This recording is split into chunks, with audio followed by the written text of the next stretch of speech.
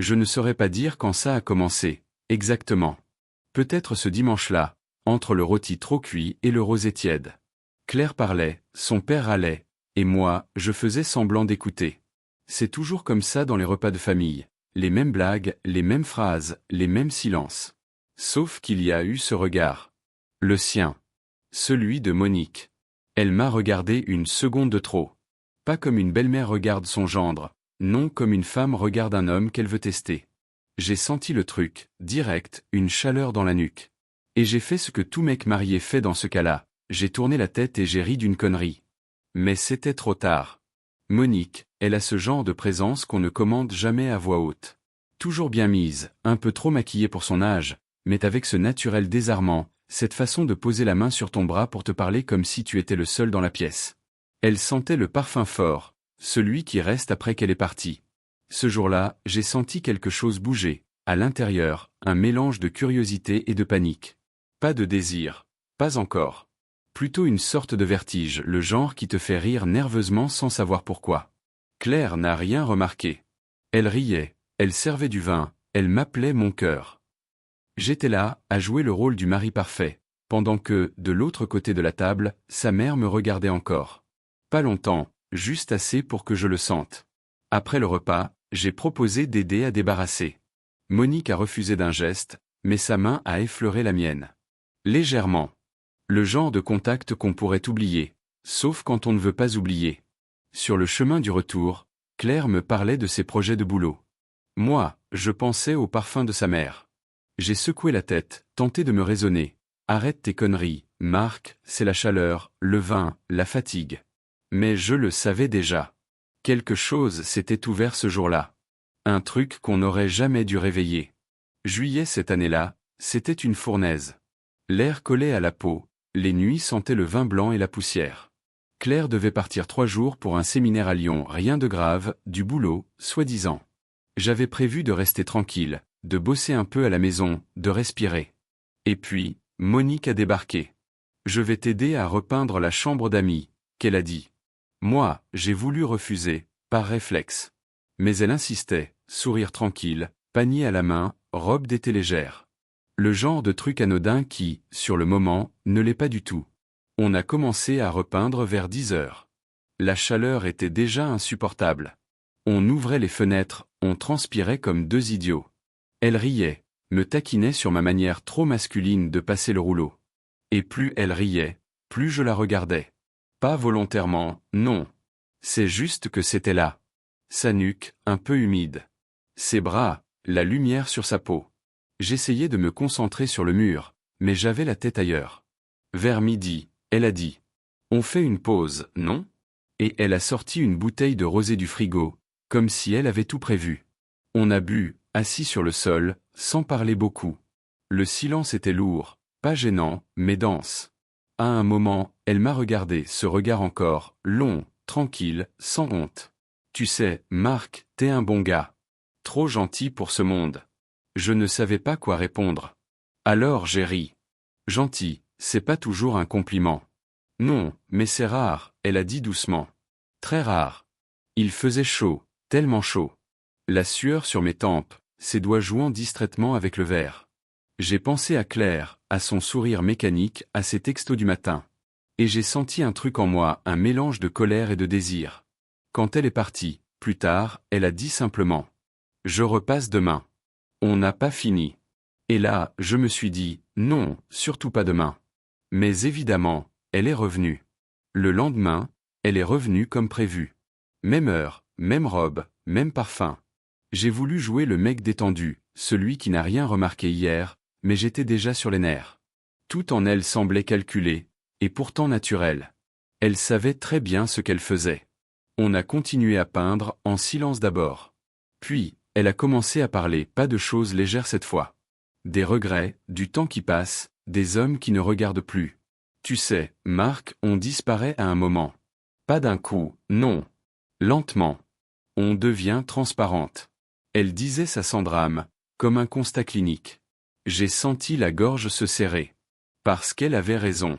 Parce que j'avais vu ce même vide chez Claire, parfois, dans son regard. En fin d'après-midi, elle a proposé d'ouvrir une autre bouteille. Je n'ai pas dit non.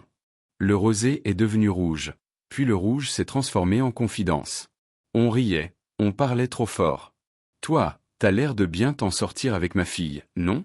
Je l'ai regardé. Bien s'en sortir, ça dépend du jour. C'est ça, les mariages, a-t-elle murmuré. On survit. Un silence a suivi, long, épais. Elle a posé sa main sur la table, tout près de la mienne. Tu sais, Claire a de la chance. Je me suis penché légèrement. Pourquoi? Parce que tu la regardes encore comme un homme regarde une femme. Pas comme une habitude. J'aurais dû rire, ou changer de sujet. Mais non. J'ai juste laissé la phrase flotter. Elle ne bougeait plus. Son regard n'avait plus rien de maternel. Et moi, j'étais trop lucide pour feindre ne pas comprendre. On s'est tu pendant 1 minute, peut-être 2. Le genre de silence qui dure une éternité dans la tête. Puis elle s'est levée, lentement, a rangé les verres, sans me regarder. Avant de partir, elle a lâché, presque dans un souffle. Les hommes mentent souvent. Mais leur regard, jamais. Elle a fermé la porte. Et moi, je suis resté là, seul, la tête lourde, les mains tremblantes, le cœur en feu. Je savais que j'avais franchi une ligne. Pas encore avec le corps, mais avec tout le reste. Et parfois, c'est pire. Elle est revenue le lendemain. Je me suis dit que j'allais faire comme si de rien n'était, qu'on allait finir la peinture, boire un café, se dire au revoir poliment. Simple, propre, net. Mais rien n'est jamais simple quand on joue avec ce qu'on ne devrait pas toucher. Elle portait une chemise blanche, large, sans maquillage cette fois. Juste elle, naturelle, plus belle que jamais. Et moi, j'étais déjà perdu avant même qu'elle dise bonjour. On a travaillé en silence. Pas un mot de trop. Pas un rire. Seulement le bruit du pinceau, le souffle court, et cette tension dans l'air, presque visible. Je sentais son parfum derrière moi, sa présence juste à côté, cette chaleur qui me brûlait la peau sans qu'elle me touche. À un moment, j'ai voulu attraper le pot de peinture posé à côté d'elle. Nos mains se sont frôlées. Rien d'extraordinaire, en apparence. Mais c'était le geste de trop. Elle a levé les yeux vers moi. Longtemps. Trop longtemps. Il n'y avait plus de barrière, plus de prétexte, plus rien à sauver. Elle m'a simplement murmuré. Tu devrais t'arrêter, Marc. Et moi, j'ai répondu, sans réfléchir. Toi aussi. Je ne pourrais pas dire qui a fait le premier pas. Peut-être elle. Peut-être moi. Tout ce que je sais, c'est qu'il y a eu un instant suspendu, un souffle, une brûlure, une vérité qu'on ne pouvait plus ignorer. Pas de mots. Juste un geste, une folie, un effondrement. Et puis, après, le silence. Un silence si lourd qu'il aurait pu écraser les murs. Elle s'est reculée, a remis sa chemise en place, comme si de rien n'était. On ne dira rien, d'accord? A-t-elle dit calmement. J'ai hoché la tête. Incapable de parler. Quand elle est partie, j'ai entendu la porte se refermer doucement. Et j'ai su que ce son-là, je ne l'oublierai jamais. Cette nuit-là, je n'ai pas dormi. Pas par remords. Pas encore. Mais parce que je savais que quelque chose venait de mourir ou de naître. Le lendemain, elle ne revint pas. Pas de message, pas d'appel, rien. Le chantier de la chambre d'amis resta en plan, comme si tout devait rester inachevé, le mur, le geste, l'histoire. Claire est rentrée le soir même. Elle avait l'air crevée, mais heureuse. Elle m'a embrassé, a raconté des banalités, m'a demandé si tout s'était bien passé. J'ai répondu oui, trop vite. Et tout à coup, j'ai compris, le vrai danger n'était pas Monique, c'était le silence. Ce silence qui s'installe entre les phrases, qui s'étire comme une corde. Ce silence qui hurle quand on fait semblant de rien. Les jours suivants, tout semblait normal. Trop normal. J'essayais de deviner dans les yeux de Claire une lueur de soupçon, un reflet de quelque chose. Mais rien. Elle était légère, sereine, amoureuse même. Et moi, j'étais un bloc de culpabilité, à 2 doigts de tout avouer juste pour respirer. Puis, un lundi matin, mon chef m'appelle dans son bureau. Marc, on a revu ta situation. Tu fais un super boulot. On t'augmente de 25%. Dès ce mois-ci. J'ai cru à une blague. Mais non, c'était vrai. En sortant du bureau, j'ai senti une sueur froide me couler dans le dos. Pourquoi maintenant? Pourquoi si soudain? Je n'ai pas pu m'empêcher de penser à Monique. À sa façon de dire on ne dira rien, avec ce ton qui sonnait à la fois comme une promesse et comme une menace. Le soir, J'ai croisé son regard lors d'un dîner chez eux.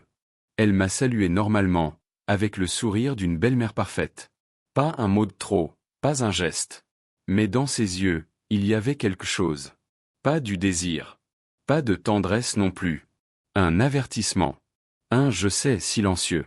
Et moi, j'étais là, coincé entre deux femmes. L'une qui m'aimait sans savoir. L'autre qui savait sans parler. Je n'ai rien dit. Je n'ai rien demandé non plus. Mais cette augmentation, chaque fois que je regarde mon bulletin de salaire, j'y vois autre chose que des chiffres. J'y vois une dette. Un prix. Le prix du silence. Et le pire, c'est que je ne sais même plus si c'est elle qui a fait quelque chose. Ou si tout ça n'est qu'un jeu de mon imagination malade. Les semaines ont passé, et tout est redevenu normal. Enfin, en apparence. Claire riait à nouveau, préparait des dîners, parlait de projets de vacances. Je jouais mon rôle à la perfection, mari aimant, gendre irréprochable. Mais chaque fois que je croisais Monique, j'avais la gorge sèche. Elle agissait comme si rien n'avait jamais eu lieu. Aucune allusion, aucun mot glissé. Et pourtant, parfois, son regard croisait le mien une fraction de seconde de trop. Pas de provocation, pas de jeu. Juste ce fil invisible entre nous, tendu, prêt à se rompre ou à se resserrer. Un soir, en rentrant du travail, Claire m'a annoncé qu'il pensait vendre la maison de ses parents pour acheter plus petit. J'ai senti mon cœur se contracter, comme si on me retirait quelque chose que je détestais mais dont je ne pouvais plus me passer. C'était absurde, évidemment. Mais cette maison, ces murs, cette chambre d'amis inachevée, tout cela faisait partie de moi désormais, comme une cicatrice. Le dernier dîner ensemble, avant la vente, fut presque paisible. Le vin coulait, les rires aussi. Monique était radieuse, calme, sûre d'elle. À un moment, elle m'a lancé. « Tu te souviens, Marc, de cet été où tu m'as aidé à repeindre la chambre ?» Claire a ri. « Ah oui, tu nous as bien sauvé la mise, maman t'en parle encore. » Et là, je jure que Monique a eu un minuscule sourire, imperceptible, juste pour moi. Un sourire qui disait « On se souvient, tous les deux. » Cette nuit-là, je n'ai pas dormi. J'écoutais la respiration tranquille de Claire à côté de moi. Je pensais à Monique, à ce qu'elle savait, à ce que moi je savais, à ce que personne ne saurait jamais. Je me suis demandé si elle avait parlé à son mari, ou à quelqu'un. Si elle m'avait protégé, ou puni. Si elle m'avait voulu, ou simplement utilisé pour se sentir encore vivante. Et puis, une idée m'a traversé l'esprit rapide, violente. Et si tout ça n'avait jamais vraiment existé ? Si c'était moi, ma tête, mes désirs, mes frustrations, qui avaient inventé cette histoire. Peut-être que tout cela n'était qu'un mirage né d'un été trop chaud. Le matin, Claire m'a embrassé. J'ai souri, comme d'habitude. Mais quand elle a tourné le dos, j'ai fermé les yeux et j'ai senti à nouveau ce parfum. Celui de Monique. Toujours là. Toujours présent. Et depuis, je ne sais plus ce qui me hante le plus. Ce qu'on a fait. Ou ce qu'on n'a peut-être jamais fait.